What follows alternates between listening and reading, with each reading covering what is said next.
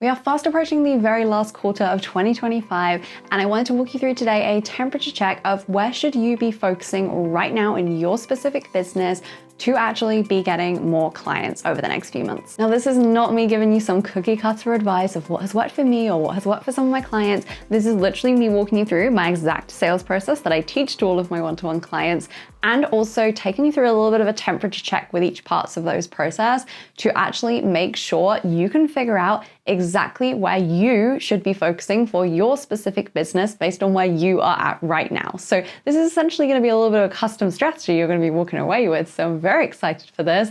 And yeah, this is going to be really focused on your business and a bit of a temperature check of where you're at right now. So grab a coffee and let's figure out where you need to be focusing in Q4 to be getting more clients. Okay, so as I said, I do not like the cookie cutter strategies necessarily. I think it's really helpful to hear what is working right now in the industry, what has worked for some other people. But for me to be giving you advice saying you go focus on this right now, because I'm assuming it has worked for me, so it's going to work for you. I don't know what your business is. A lot of people are going to be seeing this. I don't know where you're at. I don't know how many people you have in your audience. All of those questions we're unsure of.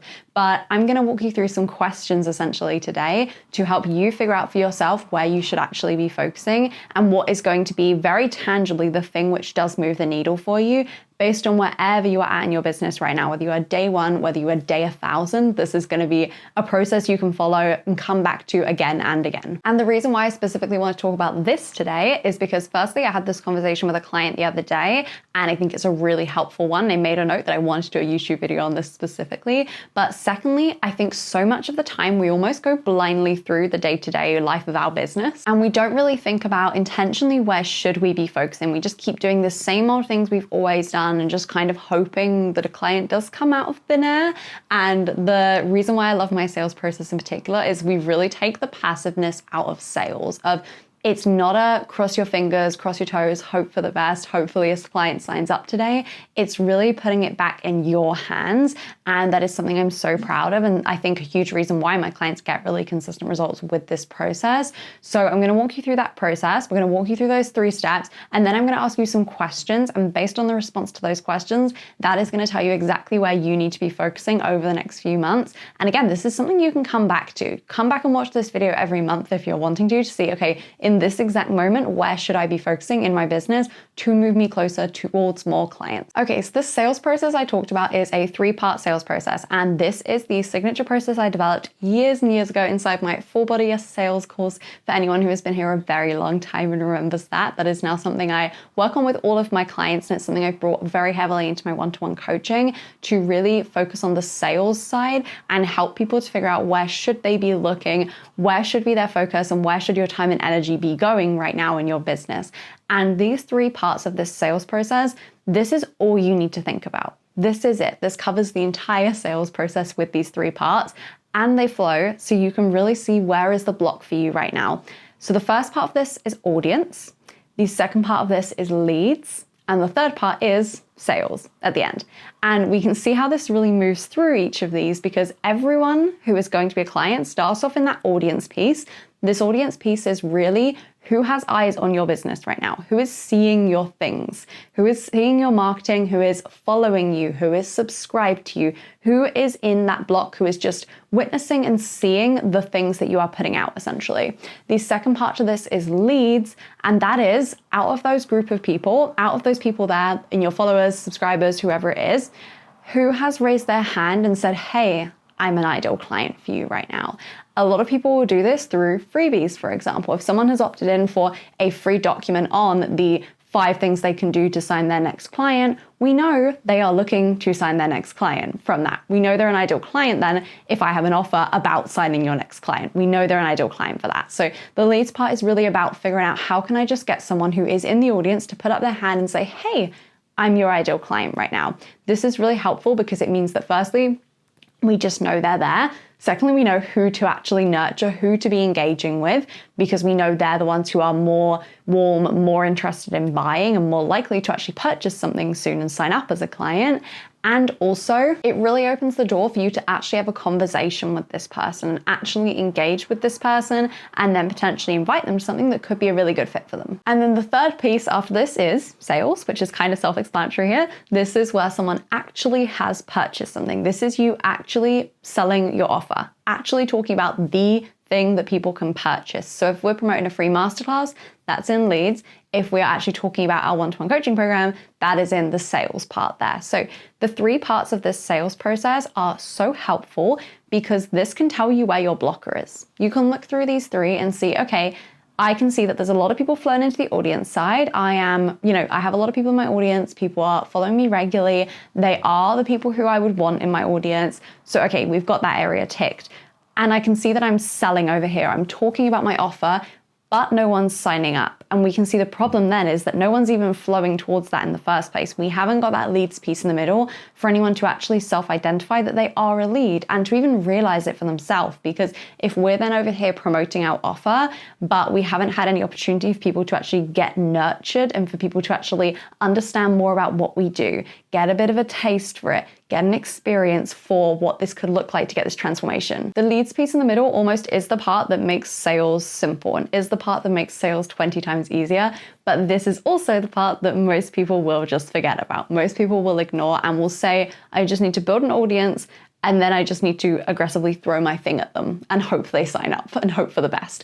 And this leads piece actually in the middle is the one that allows us to actually feel like we have a bit more active role in the sales process, and also means that we are able to really see who our leads are and we're able to nurture them really, really intentionally. So we're not just waiting and hoping for them to sign up. So with these 3 parts of the sales process then, if you were to look at those in your business right now and just fit that model, fit that process over your business and ask yourself, do I have the audience at the moment? Do I have people following me? Do I have people seeing my marketing, seeing the things that I'm putting out there and knowing who I am? Do I have that right now? How happy am I with that if I was to rate that out of 10? And then secondly, with the leads part in the middle, if I was to look at that leads section and ask myself, okay, how do I feel about the leads that I have right now? Do I have people who I know are ideal clients and I'm actively nurturing those people? Do I have people actually putting up their hands? Do I have a way for my audience to even be nurtured if they are curious about working with me? Do I have anything which is a freebie, like a slight taste of working with me, gives them a bit of an experience, showcases my knowledge?